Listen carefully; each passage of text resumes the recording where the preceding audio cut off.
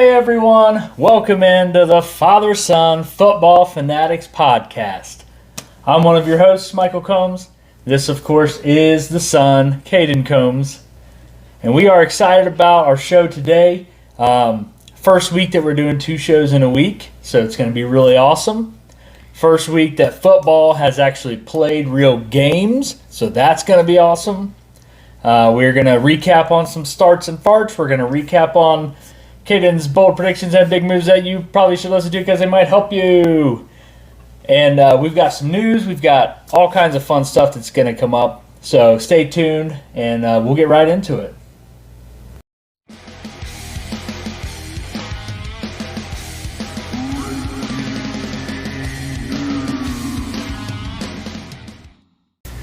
So we're starting off the podcast with some breaking news / injury reports. And our Cincinnati Bengals,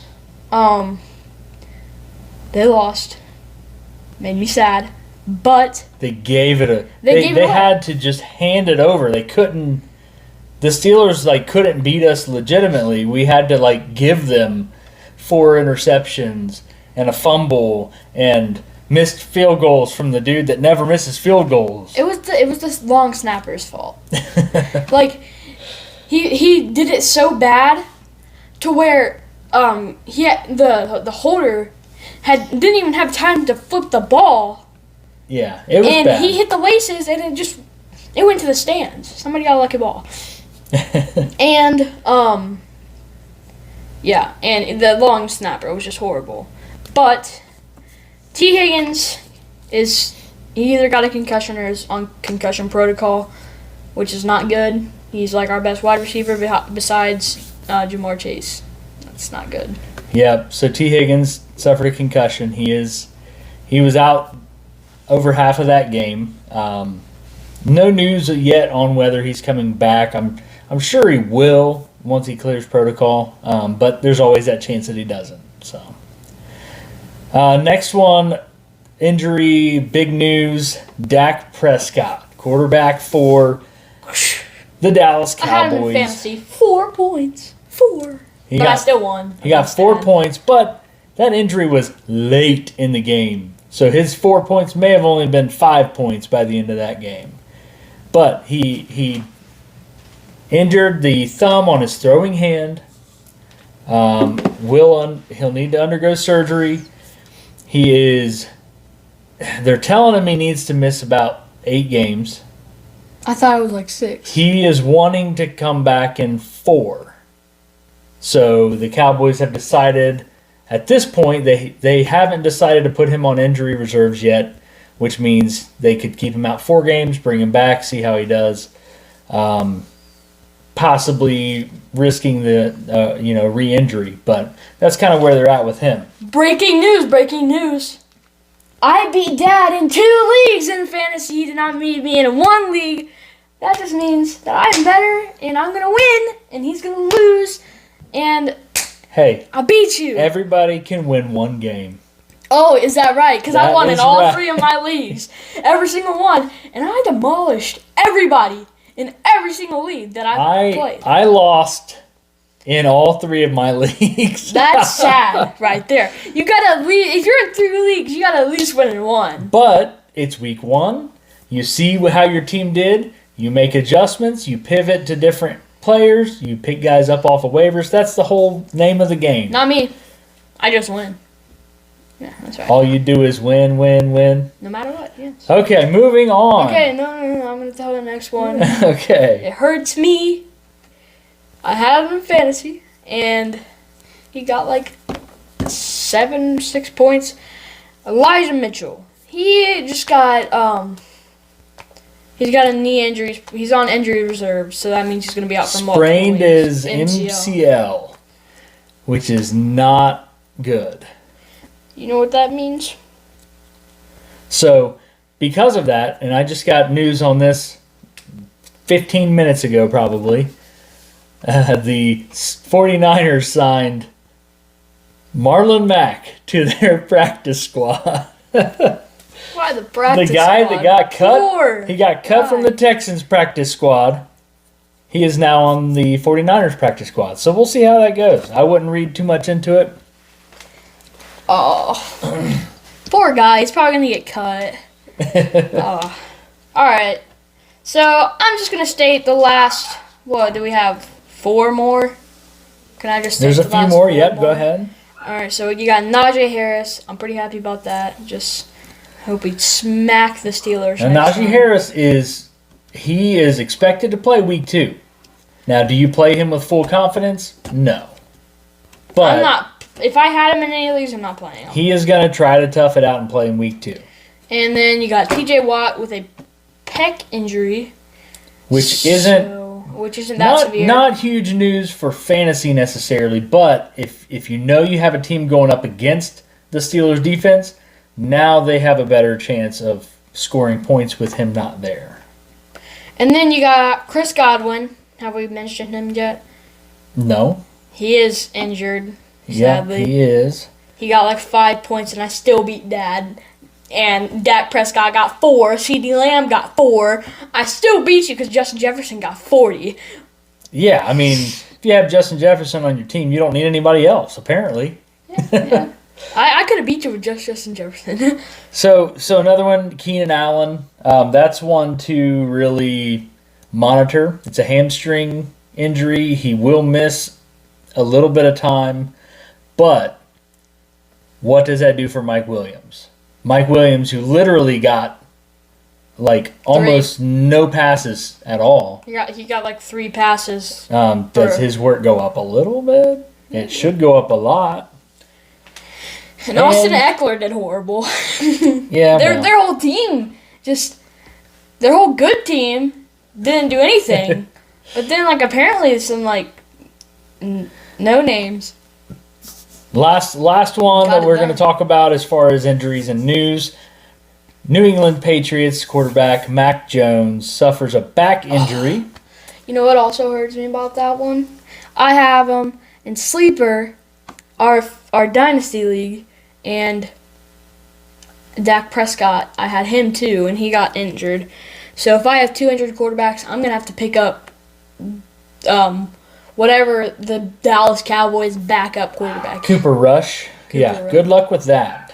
That's the best guy on the list. So Mac Jones, they've determined that it's not a fracture or anything that serious in the back, but they're going to obviously look into it a little further, and just take it day by day. Probably start their backup for this next week. I have a little bit more breaking news. The Seattle Seahawks beat the Broncos. I actually am very excited about that one because they did. Because I like the Seahawks. Surprised me. They didn't surprise me. I told you in the car that I think they had a chance. I thought the Broncos were going to win, but no. All right, so let's recap. Today is not the day we're going to do the starts and farts segment as far as our predictions on that. That's Thursday. We'll be doing that Thursday, but we're going to recap our starts and farts for this past week so that you can see who we told you to start and how they did, and who we predicted would be farts and how they did. So I'm going to start off with my 2 starts.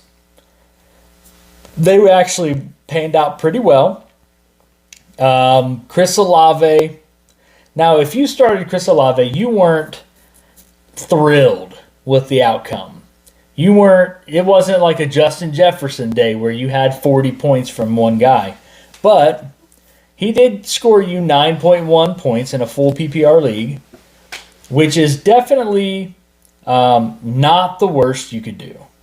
I mean, it's I wouldn't go try to trade for him based on that number, but if you started him, you weren't terribly disappointed. The other one, Cortland Sutton, he also did pretty well. Got 11.2 points. Again, not thrilled with him, but definitely, kind of those start-sit decisions that you have to make. These guys didn't necessarily disappoint you in that position. I'm going to have to say the opposite. Mine definitely disappointed you if you had them on your team. So I said to start J.K. Dobbins. I didn't know he was hurt. I didn't know he was hurt and he was not going to play. So that was a fart that I did not put in my farts. And Dameon Pierce, I also said, he was also a fart. But I would do better this time. Or next time. Yeah. I mean, you couldn't have known. But my farts... It was bad predictions. My farts were actually very good, I would say. So, I put Josh Jacobs as my first fart. He did not do that good. He got like 8 points. Not that good. And then... I would say 8 points is kind of the line in the sand. Like, if you do 8 points or less, I feel like that's okay to be called a fart. If you do 8 points or better, I feel like you're not terribly disappointed. Obviously, 15 or better would be awesome, but... And then I had Allen Robinson, which this guy started, over I did not take your advice. Over somebody. And then you started Cam Akers over Zeke. They both didn't do good. But Cam Akers got a big fat 0. That was a rough league this week. My farts that I mentioned, Hunter Renfrow. He didn't do good. He did. He got 5.1 points. So if you started him, you were very disappointed. And Darnell Mooney, which got 1.8 points. But you want to know something? I was going to start him, but then I was like, I have Damian Harris on my bench, which he is probably going to do better than Darnell Mooney because they're going against the 49ers, one of the best defenses in the league. So I put him, they both didn't do good. I mean, Damian Harris was like a fart. He had like 7 points, but it's better than 1.8. Yeah. See, that could have been the difference of winning and losing that game. No, I beat you. That's why, hey, shh. I beat you by like 35. Let's not talk about you beating me, okay? All right, so that's the recap on our starts and farts, and that's our breaking news and injury report. Yes. So we will jump right into the my next... bold predictions and big news that you might want to listen to because they might help you. That's what we're jumping into right now. Just so you know, he did this. He did it. He made it up. Right now. He made it up.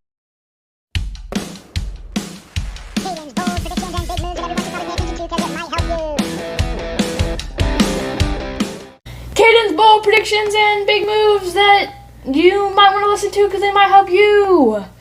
Yes, that is... just like I said, I did not do that. He did that. But, so I'm going to do a recap first on my last bold prediction, which was a very good bold prediction. I said to bench Zeke. He got 5 points. That's a fart. So, I'm 1 for 1 on predictions.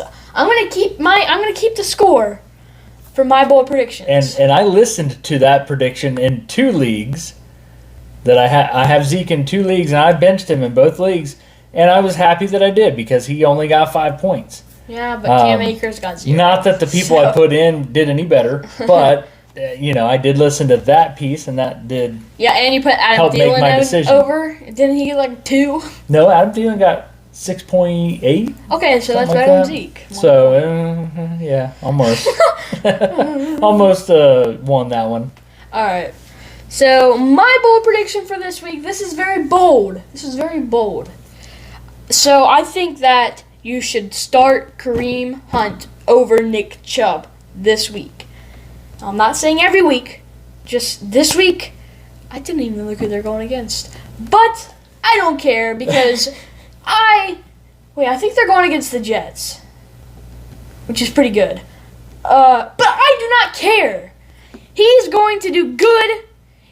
In my opinion, he's a better running back than Nick Chubb. That's my opinion. I know that I'm going to get hated on in the comments because Nick Chubb is the starter over him, but that does not matter. Kareem Hunt's a beast. Who is their pass-catching running back? Nick Chubb. Kareem Hunt. Kareem Hunt. They are going against the Jets, so clearly they are favored over the Jets.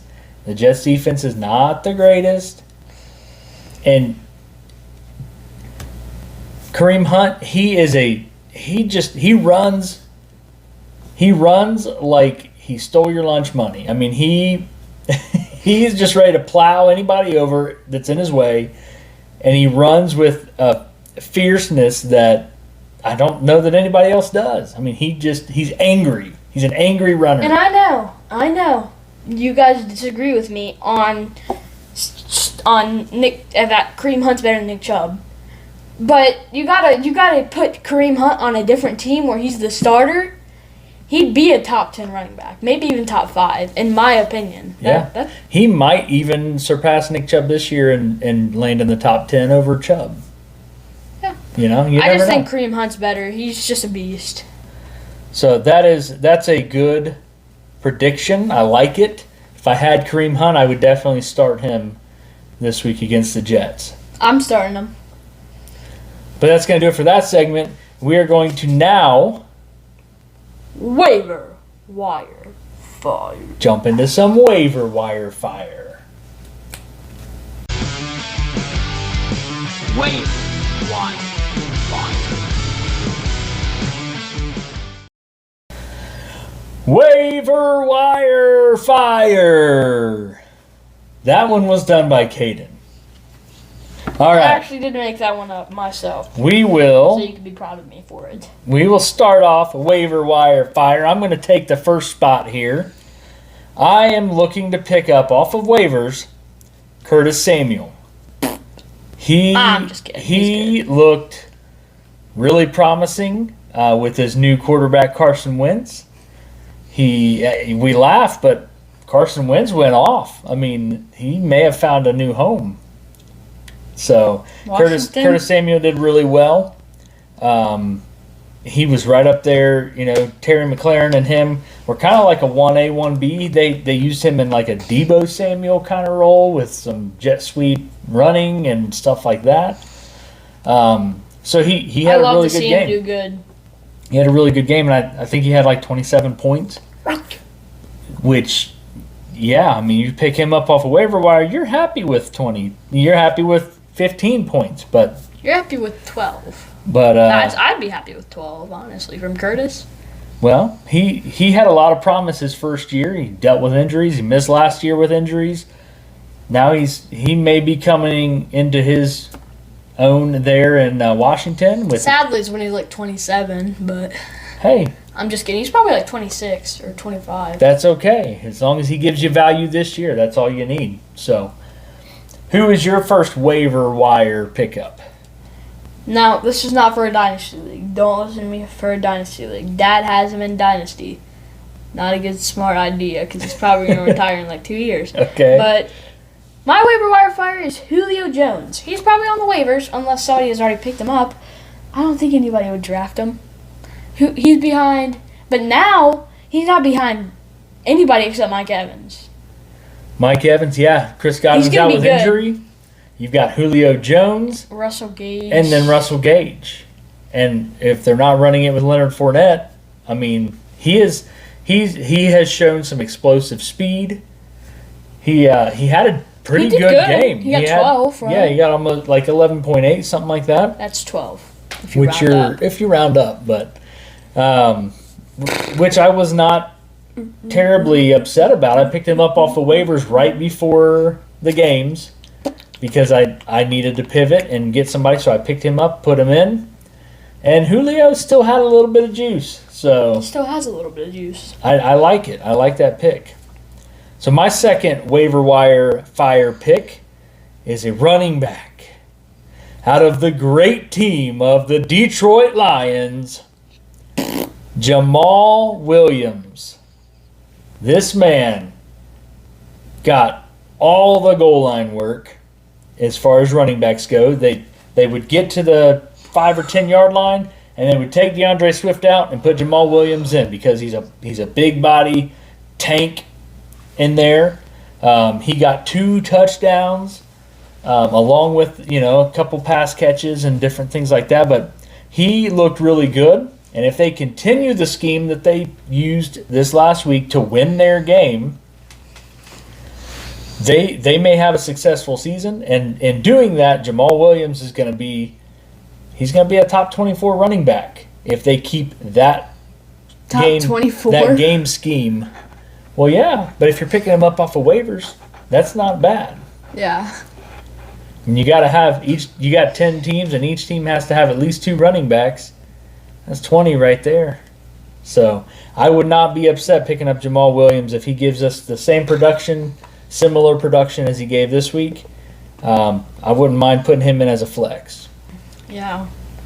So my next waiver wire fire, the last one, not the best one, but it is all right. I have Jeff Wilson Jr.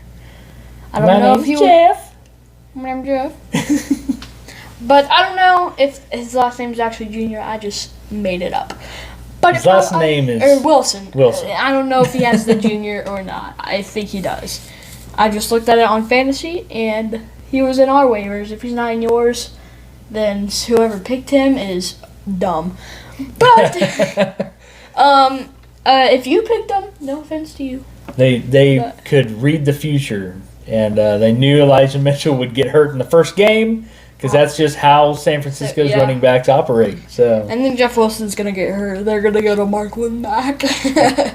Do they still have, what's his name, Jermichael Hasty? They might still have Jermichael Hasty. And they cut Trey Sermon, so he's not an option. So that was dumb. They are getting thin at the running back position. They're getting thin at every position except. Yeah, I think Jeff Wilson would be a pretty decent pickup. Obviously, wouldn't be my first choice for running back to pick up, but who would you be first? Jamal Williams. That's why I picked him. But I don't think he would be bad for you either. Matter of fact, Jeff Wilson might do better than Jamal Williams because he will. He doesn't have anybody in his way, whereas Jamal Williams has DeAndre Swift. So, no. A couple things to consider there. But as far as the matchups go, the Lions face off the Washington Comrades, as we like to call them. As you like to call them. The Manders. The Washington Manders, which they may be able to run decent on. And I was incorrect. The Lions did not win. They lost. I thought for some reason I thought they won. You thought they won? Yeah, I don't know why. They lost to the Eagles by 3. That's right. Okay, I'm thinking of somebody else. Who are you thinking of? I don't know. Apparently not the Lions. the Bears. That's who I'm thinking of. The Bears. The Bears. They won. Now, the 49ers for your Jeff Wilson, they're going against the Seahawks. Even though they beat the Broncos. And the Seahawks did a pretty good job of shutting down the running backs for the Broncos. Not tremendous. I mean, my least favorite team on this table.